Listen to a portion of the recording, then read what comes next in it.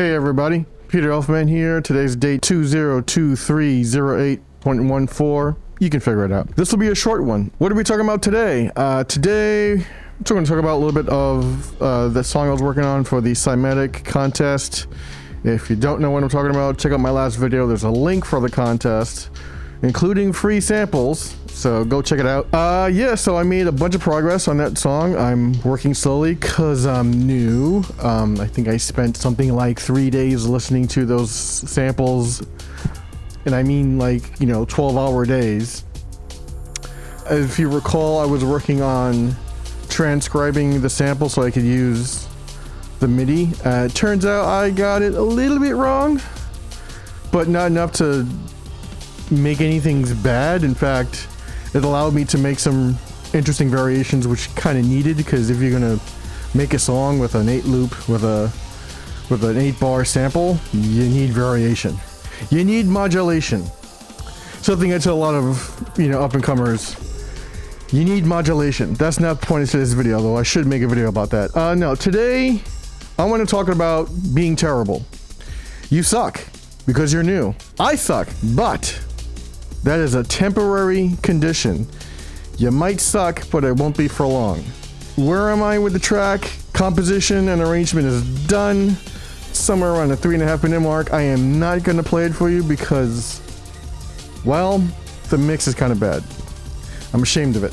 I got really confident with my mix on my last 2 songs. So I was like, yeah, I can get this done. And then I moved.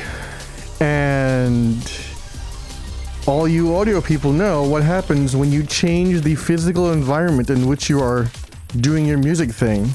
I don't have the same setup anymore. Even my headphones sound different now. I don't have actual monitors yet, so I'm normally mixing on headphones, and then I'm listening on other devices. And my main listening unit has a subwoofer under a desk that creates this, like, I don't know, it's an echo chamber for bass. So like even just a little bit of bass, it just makes everything sound super muddy. It just makes everything sound terrible. I had a lot of difficulty on the day I worked on it, which was not yesterday, but 2 days ago. I think I spent something like 12 hours. Yeah, I spent a long time working on this piece, and like the back half of it was all mixing. And when it was done because I was done. And then when I listened to it the next day, and it sounded like horse shit, and I was like, well, I guess I gotta do this again. But at least now I know, again, failure is only temporary. I think I know what I can address, and I think I know how to fix it, and thank goodness my deadline isn't until like mid-September, so I have some time. Yeah, so I have to just kind of allow myself to fail a little bit here. There's no real pressure.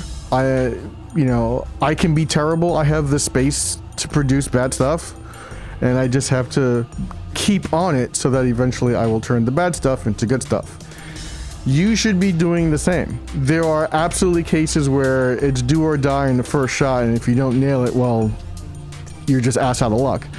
But in general, it's really important to give yourself both the time, the physical time to fail, but also the mental capacity. It's really important to allow yourself to fail. It's important to allow yourself to be bad, to produce bad work, especially when you're starting out and you're new at this, because you suck.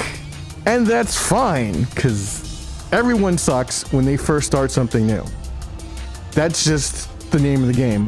I'm actually on a music Discord server that has a feedback channel, and so I'm listening to brand new producers just like you on their first track, their second track. Hey, I took a course and now here's my first piece of music, and like none of them are label ready at all.